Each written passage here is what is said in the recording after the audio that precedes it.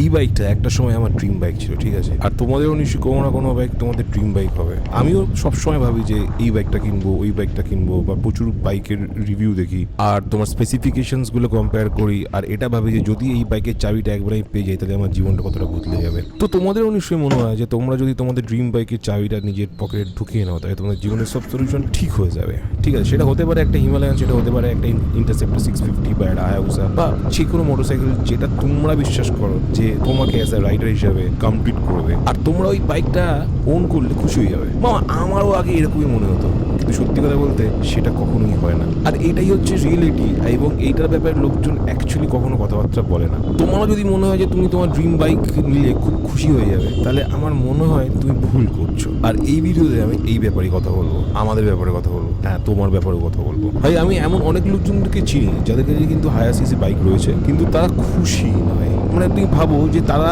তাদের স্বপ্নের বাইকটা কিনে ফেলেছে এবং সেটা তার গ্যারেজে আছে, কিন্তু সে খুশি নয়। মানে তারা তাদের রাইডটা এনজয় করছে না। এবং এটা কিন্তু আমাদের ইন্ডিয়ান রোড কন্ডিশনের জন্য নয়, এটা হচ্ছে একটা সাইকোলজিক্যাল ব্যাপার। এবং সেই ব্যাপারেই আজকে তোমাদের সাথে পুরো গুছিয়ে কথাটা বলবো। মানে যখন তুমি দেখবে যে একখানা মোটরসাইকেল নতুন কিনতে যাচ্ছ না, তখন দেখবে যে মানে এটা স্বপ্ন সবারই যে এটা মোটরসাইকেল কিনবে। সেই সময় দেখবে যে অটোমেটিক্যালি একটা ভিসিএস সার্কেলের মধ্যে তুমি চড়িয়ে যাচ্ছ।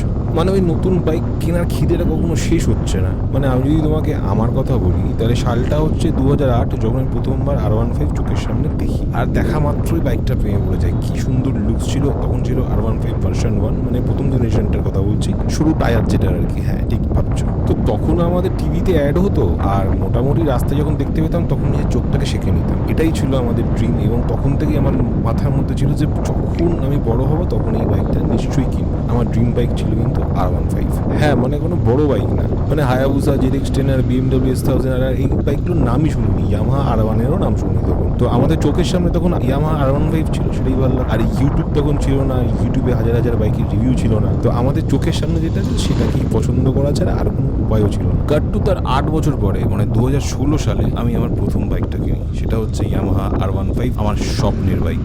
আজও মনে পড়ে ওই প্রথম দিনটা যেদিন আমি বাইকটা নিয়ে ফার্স্ট টাইম আমার বাড়িতে এসেছি। আর সেই সময় বাইকটা কেনার পরে প্রত্যেক দিন ওয়াশ করতাম, এক্সকিউজ খুঁজতাম যে বাইকটা নিয়ে কখন বেরোবো। পার্কিং করে বারবার তাকিয়ে দেখতাম যে বাইকটা কেমন লাগছে দেখতে ভাই। মানে এই মোটরসাইকেলটা এমন একটা জিনিস যেটা আমি ওন করি, এবং এই মোটরসাইকেলটা আমাকে দিচ্ছে হচ্ছে ফ্রিডম, স্বাধীনতা। কিন্তু তার কয়েক বছর পরেই আমার মনে হতে শুরু করলো যে একটু বেশি পাওয়ার হলে বোধহয় ভালো হতো, সাসপেনশনটা আরও ভালো হলে বোধহয় অনেকটাই বেটার হতো। আর আমি গ্যারান্টি দিয়ে বলতে পারি যে সমস্ত ছেলে যারা যারা বাইক চালায় তাদের কিন্তু এই জিনিসটা ফিল হয়েছেই। সমস্ত ছেলের ফিল হয় এটা, সবার ফিল হয় এটা, আমারও ফিল হয়েছিল। আর সেই সময় আমরা কি করি, তখন শুরু করি এটার একটা অল্টারনেটিভ খোঁজা যেটা এর থেকে বেটার। আর সেই সময় আমাদেরকে ইউটিউব রিকমেন্ড করতে শুরু করে যে ওর থেকে বেটার বাইক কোনটা, ওর থেকে বড় বাইক কোনটা, ওর থেকে পাওয়ারফুল বাইক কোনটা, ওর থেকে বেশি ফিচার কোন বাইকে আছে, এবং সেগুলোতেই আমরা ঢুকে যাই এবং সেই সাইকেলে আমরা আটকে যাই। তখন মনে হয় যে আমাদের একটা নতুন বাইক চাই। তারপর আবার সেই বাইকটা কেনার পরে আমরা কিছুদিন খুশি থাকি, তারপর আবার নতুন কিছু চাই। এটা আমাদের দোষ নয়, এটা আমাদের মানুষের একটা ব্রেনের একটা ন্যাচারাল প্রসেস। হ্যাঁ মানে সাইকোলজিতে এটাকে বলে হচ্ছে হেডোনিক অ্যাডাপ্টেশন। মানে তুমি চাইলে গুগলে সার্চ করে দেখতেই পারো। সহজ ভাষায় বললে আমাদের ব্রেন নতুন কোনো হ্যাপিনেসকে বেশি দিন ধরে রাখতে দেয় না। তাই আমাদের ড্রিম বাইকটাও একসময় নর্মাল হয়ে যায়, আর তারপর আমরা আবার নতুন ড্রিম খুঁজতে শুরু করি, সেটাকে চেজ করতে শুরু করি। এটা জলজান্ত প্রমাণ হচ্ছি আমি। প্রথমে যখন R15 ছিল তখন মনে হয়েছিল যে আমার একটা বেটার বড় বাইক দরকার, তাই জন্য আমি এটা 650cc নিয়ে নিয়েছি। আমার কাছে এখন একটা CBR 650 রয়েছে। এখন 650 চালানোর পরে আমার মনে হয় যে আমাকে একটা হায়াবুসা হলে ভালো হতো, বিকজ আমার মনে হয় যে আরও বেশি পাওয়ার দরকার, আরও বেশি এনার্জির দরকার, লুকসের আরও বেটার প্রয়োজন। তো এরকম একটা সাইকেলের মধ্যে কিন্তু আমি ফেসে অলরেডি গেছিলাম, এখনও আছি, কিন্তু এখন আর সেরকম কিছু মনে করি না। আমি তোমরা মনে করে দেখো, আজ থেকে 3 বছর আগে আমি কিন্তু বলতাম যে ভাই CBR 650 চলে এসছে, এবার একটা হায়াবুসা দরকার। কিন্তু এখন দেখবে আমি আর এই কথাটা বলি না, বিকজ আমি এখন অনেক প্র্যাকটিক্যাল ভাবি।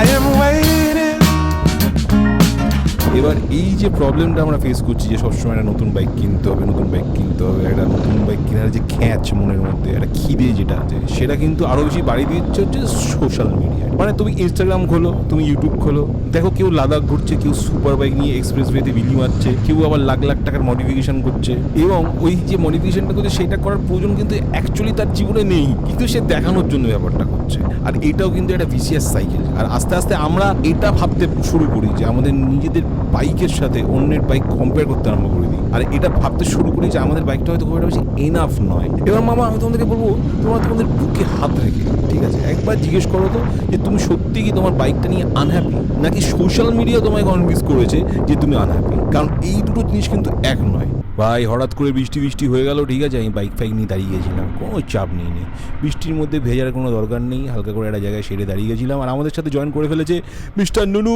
নুনু কোথায় আছে? পিছনে কোথাও একটা আছে, দেখতে পাবে তোমরা একটু পরে ফ্রেমের, নিশ্চয়ই ওরা আসবে আমার পাশে পাশে কোথাও একখানা। এই হালকা হালকা বৃষ্টি পড়ছে, আমার ভালো লাগছে, ঠিক আছে, মজা হচ্ছে। আর অদ্ভুত টাইমে তোমাদের একটা জিনিস তোমাদের বলবো, ঠিক আছে, আমি যত জেনুইনলি হ্যাপি রাইডার দেখেছি তারা কেউ কিন্তু হর্স পাওয়ার নিয়ে গল্প করে না। হ্যাঁ, মানে কিছু কিছু লোকজন থাকে তারা ওই traction control, Hannah control, ABS on, ABS of, এসব নিয়ে অনেক যায়, বাট তারা হচ্ছে ওই দেখানো রাইডার, তারা প্রকৃত রাইডার বলে তো আমার মনে হয় না। তার কারণ হচ্ছে যারা প্রকৃত রাইডার, যারা না, যারা ঘুরতে ভালোবাসে, যারা এই ফ্রিডমটাকে ভালোবাসে, তারা কিন্তু এইসব বলে না। তারা বলে হচ্ছে ওই দিন সানরাইজটা খুব ভালো ছিল ভাই, ভাই ওই চায়ের দোকানের লোকটা কি ভালো ছিল, চাটা কি সুন্দর করেছিল ভাই, ওই বৃষ্টির মধ্যে রাইডটা কখনোই ভুলবো না। যেমন এখন আমি বৃষ্টির মধ্যে রাইড করছি, আর রাইডটা কখনো ভুলবো না, ঠিক আছে, ভালো লাগছে আমার এই হঠাৎ করে বাইকটা চালাতে, সুন্দর একটা জায়গা ফিল করছি, সুন্দর আকাশ, সুন্দর বাতাস, চিন্তার কোনো কারণ নেই এই মুহূর্তে, এই ব্যাপারটা ফিল করছি, এই জিনিসটা ভালো লাগছে। আমরা অনেক সময় বলেছি ওই রাস্তাটা আমাদেরকে বদলে দিয়েছে, বিকজ অনেক সময় আমরা এমন এমন রাস্তায় গিয়ে ফাঁসি বা এমন এমন অ্যাডভেঞ্চার আমাদের সাথে ঘটে, সেটা আমাদেরকে জীবনে অনেক কিছু শিখিয়ে দেয়।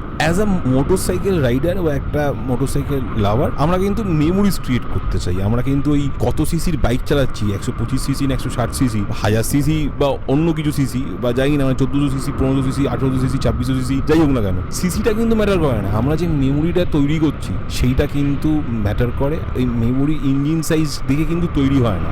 আর তোমার কি বাইক আছে সেটা দেখে তোমার মেমোরি তৈরি হবে না, তোমার স্মৃতি তৈরি হবে না। অ্যাকচুয়ালি মেমোরি কোথায় তৈরি হয় জানো? মেমোরি তৈরি হয় রাস্তায়। রাস্তাটা ভালো কিনা, রাস্তাটা সিনিক কিনা, রাস্তাটা অন্ধকার, রাস্তায় যেসব অ্যাডভেঞ্চারগুলো করছে সেইগুলো, এবং তার সাথে মানুষের সাথে, মানে তুমি কার সাথে রাইড করছো সেই মানুষটা কেমন, বা তুমি যদি একা রাইড করে থাকো তো রাইড করে যে জায়গায় পৌঁছচ্ছ সেই গন্তব্যের ওখানকার মানুষজন কেমন, সেখানে তুমি কি ফেস করছো, সেইখানে তোমার কিন্তু মেমোরিগুলো তৈরি হয়। এক্সপিরিয়েন্সের মধ্যে দিয়ে সেই মেমোরিগুলো তৈরি হয়। আজ থেকে 10 বছর পরে তুমি হয়তো তোমার বাইকের এক্সাক্ট টপ ফিগারটা মনে রাখতে পারবে না, কিন্তু একটা বৃষ্টির রাইড বা কোনো একটা সানরাইজ বা কোনো একটা বন্ধুর সাথে করা রাইড, সেটা কখনো ভুলবে না। যেমন আমি কখনো ভুলতে পারবো না যে আমি যখন আমার CBR 650টা নিয়ে দারিংবাড়ি গেছিলাম, সেই সময় আমার টায়ারটা ফেটে চৌচির হয়ে গেছিল, এবং কি অ্যাডভেঞ্চার করে আমি ওই বাইকটাকে নিয়ে দারিংবাড়ি থেকে ভুবনেশ্বরে নিয়ে এসে পৌঁছেছিলাম। তাই আমি ব্যক্তিগতভাবে মনে করি যে বাইকের ওনারশিপের পিছনে দৌড়ানোটা খুব একটা বুদ্ধিমানের কাজ নয়। আমার মনে হয় এক্সপিরিয়েন্সের পিছনে দৌড়ানোটা উচিত। কারণ তুমি আজ যদি তোমার কারেন্ট বাইকে হ্যাপি থাকো বা না থাকো, তুমি কিন্তু ফিউচারে তোমার বড় সিসির বাইকে বা তোমার বড় বাইকে সেই হ্যাপিনেসটা খুঁজে পাবে, তার কিন্তু কোনো গ্যারেন্টি নেই। অ্যাকচুয়ালি যেটা বলতে চাইছি সেটা হচ্ছে রাইড করো, কম্পেয়ার কম করো, মেমোরি বেশি বানাও। কারণ শেষ পর্যন্ত আমরা বাইক মনে রাখি না, আমরা মনে রাখি বাইকটা নিয়ে কোথায় গিয়েছিলাম। কমেন্ট করে জানাও তোমার মোটরসাইকেলের সবচেয়ে প্রিয় মেমোরিটা কি। আমি অপেক্ষায় থাকবো, আর একটুখানি বিরিয়ানি খেয়ে নিই।